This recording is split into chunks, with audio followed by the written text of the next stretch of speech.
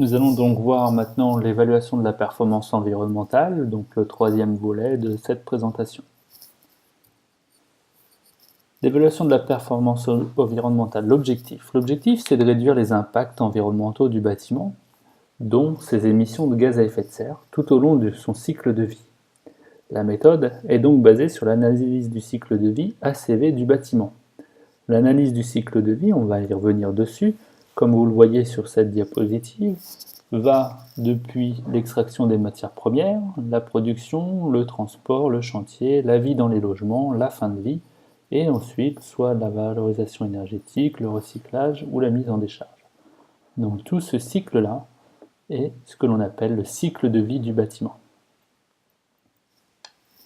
La méthode basée sur l'ACV du bâtiment permet ainsi de prendre en compte les principaux impacts environnementaux générés par le bâtiment, chaque étape du cycle de vie d'un bâtiment. On revoit ici une slide un petit peu différente. On va retrouver l'extraction des ressources qui vont être utilisées pour la production, mais il y a aussi une perte à ce moment-là. Lors de la production, c'est pareil, tout n'est pas entièrement utilisé, il y a une partie qui est perdue. Ensuite, on a le transport, la construction, l'exploitation, la fin de vie, et soit du recyclage ou l'élimination, et à chaque fois, les petites pertes qui sont sur chacune des phases. Et tout cela représente l'analyse du cycle de vie d'un bâtiment. On va éviter les transferts d'impact. Quand on parle de transfert d'impact, c'est quoi? Si nous avions regardé l'impact du bâtiment que sur une petite partie de sa vie, on aurait pu avoir des transferts. Par exemple, on aurait diminué l'impact de la fabrication au détriment de l'impact sur les matières premières. Ainsi, en regardant sur l'ensemble du cycle de vie, on a donc limité ces transferts d'impact. Identifier les leviers d'action efficaces pour améliorer la performance globale du bâtiment. Et la méthode de calcul est en grande partie basée sur la norme NFEN 15978. Alors qu'est-ce que l'on va évaluer? Le bâtiment, mais aussi l'aménagement de la parcelle, donc le VRD, jusqu'au domaine public, le système de production énergétique hors bâtiment, par exemple des capteurs qui seraient posés sur une dépendance sur la parcelle. Donc tout cela est pris en compte. S'il y a plusieurs bâtiments sur la parcelle, la méthode de calcul permet de répartir les impacts des éléments communs entre les différents bâtiments, notamment pour tout ce qui est VRD, les parkings extérieurs et autres. Et à quel moment on va réaliser cette évaluation environnementale? La démarche ACV, elle doit se faire suffisamment en amont. C'est un outil d'aide à la décision, notamment pour les choix constructifs ou les choix des matériaux. Et la période d'étude de référence du calcul environnemental est fixée à 50 ans. C'est-à-dire que l'on considère que le bâtiment a une durée de vie de 50 ans. Arrivé à 50 ans, il est arrivé à la fin de son cycle de vie. Et puis donc, au plus tard à la réception, à partir du moment où les données seront disponibles. Je vous ferai une autre vidéo sur la base de données de l'INES. Comment on va évaluer cette performance? Il y a 4 contributeurs de définis. Le premier contributeur sont les consommations d'énergie tous usages. On a vu les 5 usages de l'ERT, plus les usages immobiliers hors réglementation. Tout ce qui est ascenseur, éclairage commun, parking, plus les usages mobiliers. Ça, c'était l'objet de la vidéo précédente. Le deuxième contributeur, ce sont le contributeur produits de construction et équipement, que l'on va appeler PCE. Dedans, on va y retrouver les VRD, les fondations, les infrastructures, superstructures, etc. Ce sont les 13 lots qui permettent de construire notre bâtiment. Troisième contributeur, les consommations d'eau et le rejet. Donc là, c'est tout ce qui est la potabilisation de l'eau, le traitement des eaux usées, la gestion des eaux pluviales. Et enfin, dernier contributeur, le chantier. Lors du chantier, il va y avoir des consommations d'énergie, notamment pour les grues, les engins de chantier, des consommations et des rejets d'eau, l'évacuation et le traitement des déchets de terrassement. Ces 4 contributeurs, ils vont intervenir à différents moments. Premier contributeur que l'on a vu, consommation d'énergie tous usages, c'est principalement sur la phase d'exploitation. Le deuxième contributeur, produit de construction et équipement du bâtiment, lui, il va intervenir au moment de la production, de la construction, d'exploitation et du fin de vie, puisqu'il va y avoir des matières qui vont pouvoir être recyclées. Le deuxième contributeur, consommation d'eau et rejet au moment de l'exploitation du bâtiment. Et enfin, le dernier contributeur, chantier, lui, au moment de la phase de construction. Voilà nos 4 contributeurs. Donc comment, maintenant, cette performance, une fois qu'on a nos 4 contributeurs, vont nous permettre d'obtenir les 2 indicateurs environnementaux?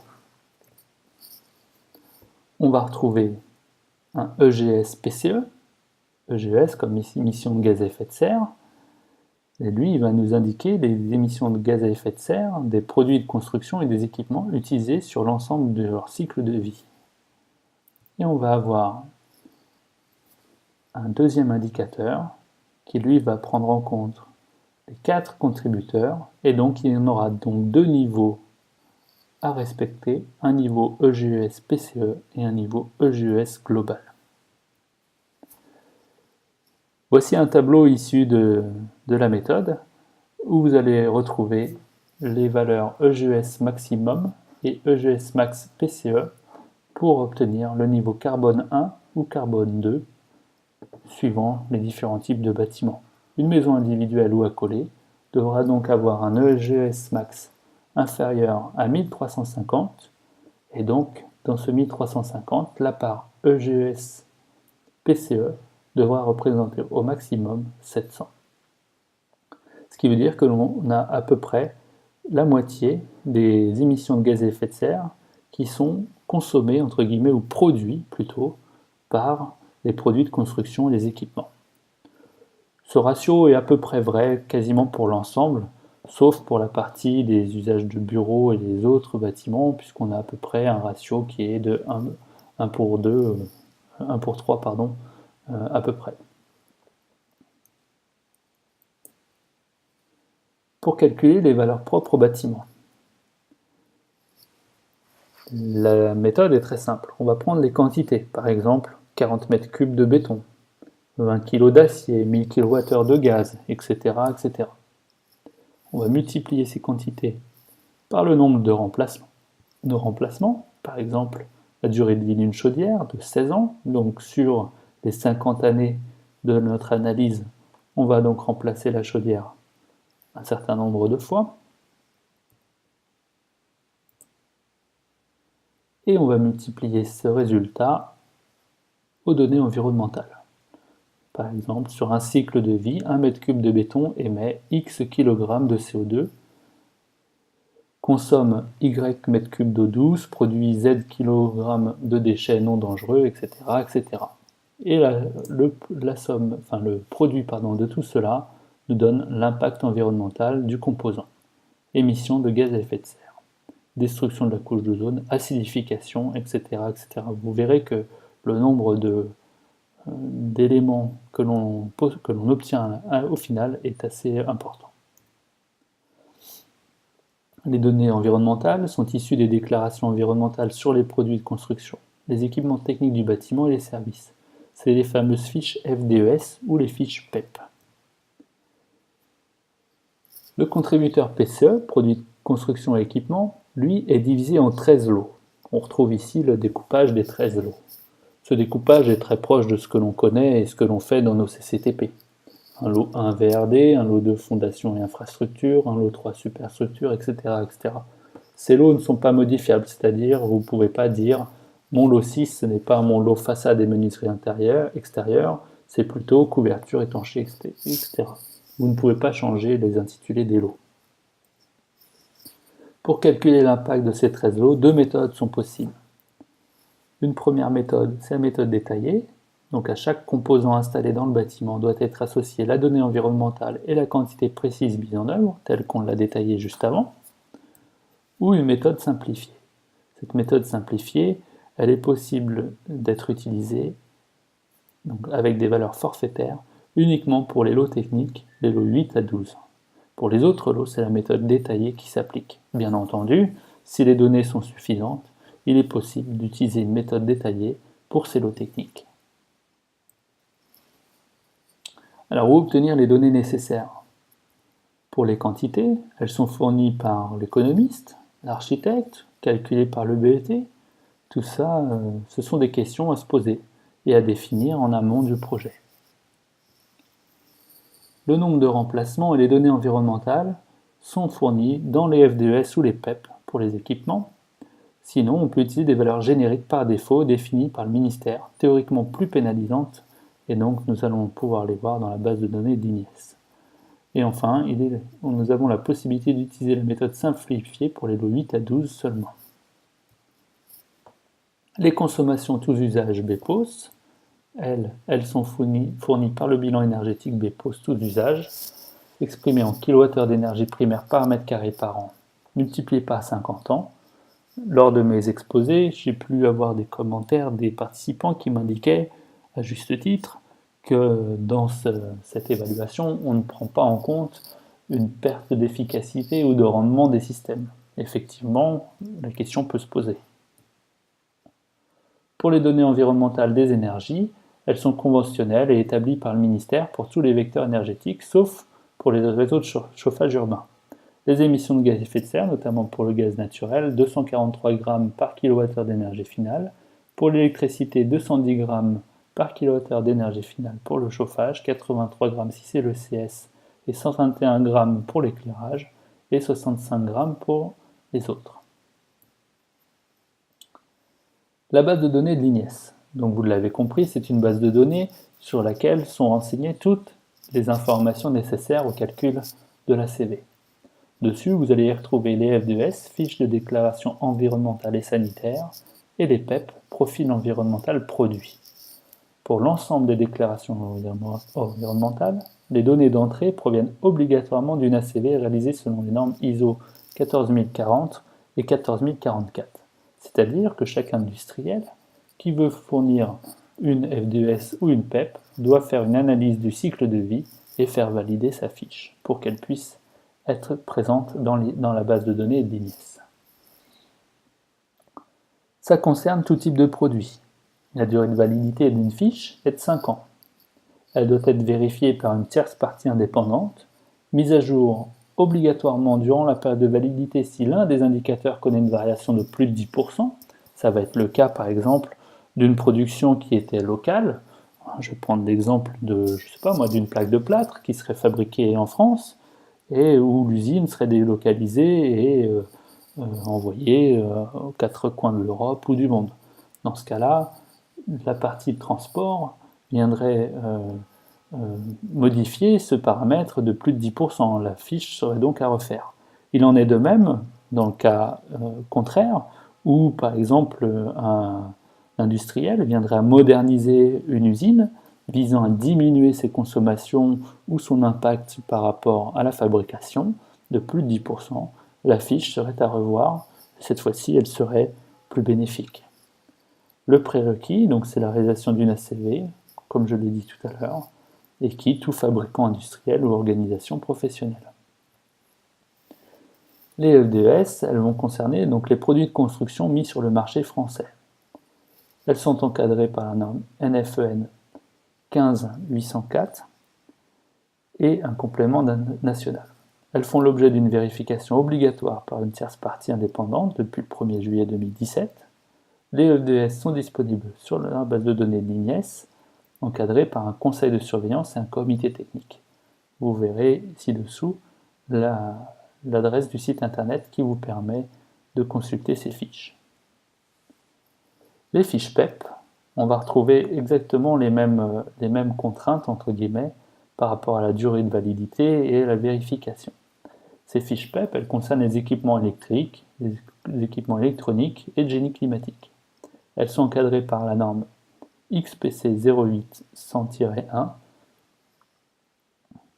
Elles ont donc toujours une durée de validité de 5 ans, font l'objet d'une vérification par une tierce partie et elles sont disponibles sur la base de données du programme de vérification PEP EcoPasseport et elles sont également disponibles sur la base de l'INES. Voici un état au 31 décembre 2016. Alors c'est un peu ancien, mais dans la prochaine vidéo, nous irons sur le site de l'INIES directement pour avoir des données plus à jour, mais vous verrez que les valeurs ne sont pas très différentes. Voici ce que l'on peut avoir comme nombre de fiches disponibles sur la base de données de l'INIES. Pour tout ce qui est cloisonnement plafond suspendu, nous avons aujourd'hui 275 fiches disponibles. En façade 57, en isolation 755, revêtement de sol et murs 240. Donc vous voyez que la base est quand même à ce jour assez pauvre. Pour ce qui concerne les PEP, nous avons pour tout ce qui est appareillage d'installation pour les réseaux d'énergie électrique et de communication 233 fiches. Pour les fils et câbles 0 fiches. Pour la sécurité des personnes, contrôle d'accès 16 fiches. Production locale d'énergie 2 fiches, matériel d'éclairage 19, etc., etc. Vous comprenez maintenant pourquoi, pour les lots techniques, il est possible d'utiliser une méthode simplifiée et forfaitaire, puisque à ce jour, le nombre de fiches est quand même très faible. L'équipement de génie climatique, 79 fiches. Si vous regardez le paysage de tout ce qui est chaudière, pompe à chaleur, etc., etc., vous vous doutez bien qu'il y a bien plus de 79 produits disponibles. Voilà un exemple de ce que vous pouvez retrouver en allant sur le site donc, de la base INIES. En arrivant sur l'INIES, vous allez sur l'espace consultation, et là ici je suis allé notamment voir la plaque de plâtre de chez Placo, donc un BA13 tout simplement. Qu'est-ce qu'on va pouvoir retrouver sur cet espace? Si on zoome, on va retrouver ici l'organisme déclarant, donc c'est la société, là c'est Placo Plâtre. La famille de produits, donc où est-ce qu'on va retrouver cette fiche. Le nombre de références commerciales qui est couvert, donc là c'est une référence commerciale. La date de mise à jour de la fiche, donc là c'était au mois de novembre 2015. L'état de vérification, donc est-ce qu'elle est vérifiée ou pas cette fiche. La version et la date de fin de validité, donc jusqu'en 2020. On a dit tous les 5 ans. Ensuite, sur la partie unité fonctionnelle, ici on va retrouver l'unité fonctionnelle, c'est-à-dire quel va être l'usage de ce produit. Ici, on nous indique que l'unité fonctionnelle de ce produit est d'assurer une fonction de 1 m² de parement fixé et jointoyé sur une ossature métallique verticale sous forme de panneau rigide destiné à recevoir tout type de finition.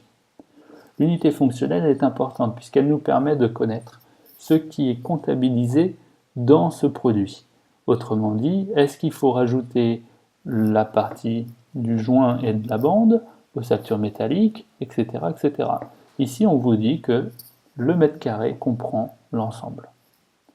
L'unité ici, c'est le mètre carré, donc quand on va faire notre quantitatif, il nous faudra le mètre carré de plaque de plâtre. La durée de vie de référence, c'est 50 ans. Donc là, notre plaque de plâtre a une durée de vie de plus de 50 ans et on considère qu'elle ne sera pas remplacée pendant le cycle de vie du bâtiment puisqu'elle a 50 ans de durée de vie.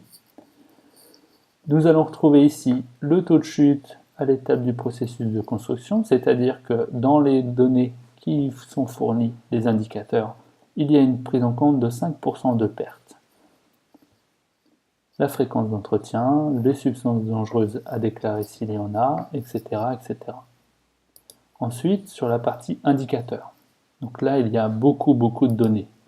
On va retrouver ici, pour les différentes étapes, l'étape de production, processus de construction, étape d'utilisation, fin de vie, on va retrouver le pouvoir de réchauffement climatique en kilogrammes de CO2. On va retrouver l'appauvrissement de la couche d'ozone. On va retrouver l'acidification des sols et de l'eau, l'eutrophisation, la formation d'ozone, etc., etc., la pollution de l'air. Tous ces indicateurs sont fournis à chaque étape de fabrication et d'utilisation du produit. Maintenant, on va se pencher sur une PEP. Donc là, par exemple, une chaudière gaz à condensation. Le produit est utilisé, donc a été fait par le groupe Atlantique. Et donc on a ici une chaudière gaz qui s'appelle la Condensinox. L'unité fonctionnelle de cette chaudière gaz est d'assurer 1 kWh de chauffage et ou de production d'eau chaude sanitaire pendant la durée de vie du produit. Et on nous dit ici que la durée de vie de référence, c'est 21 ans. Donc, sur le cycle de vie de 50 ans, nous allons remplacer 2 fois et demi, je n'ai pas fait le calcul précis, mais à peu près 2 fois et demi, cette chaudière. Les indicateurs, on retrouve toujours, suivant le même découpage, les indicateurs donc, propres à ce produit. Maintenant, un petit logigramme qui vous présente comment faire les calculs. On va plutôt parler des calculs détaillés, puisque les calculs forfaitaires, eux, comme leur nom l'indique, ils sont forfaitaires, nous n'avons rien à renseigner de particulier. Pour le calcul détaillé, plusieurs choix s'offrent à nous. Soit il existe une fiche sur la base de données de l'INES correspondant au produit et à l'unité fonctionnelle. Dans ce cas-là, vous avez 3 choix qui s'offrent à vous. Soit vous allez prendre la FDS ou la PEP individuelle, donc là c'était le cas par exemple de notre plaque de plâtre. Choix numéro 2, prendre la FDS ou la PEP collective. Quand on parle de FDS ou de PEP collective, c'est une fiche qui s'applique à une gamme de produits élargie, c'est-à-dire que la placo n'avait qu'une référence commerciale, mais il pourrait y avoir plusieurs références commerciales. Et enfin, le choix numéro 3, MDEGD, ça ce sont les valeurs par défaut, c'est-à-dire la fiche par défaut. Deuxième cas maintenant, il existe une fiche dans la base de données l'INES correspondant au produit, mais pas à l'unité fonctionnelle. Dans ce cas-là, on va pouvoir prendre la FDS ou la PEP avec la performance ou un dimensionnement supérieur, c'est-à-dire qu'on va venir se pénaliser nous-mêmes.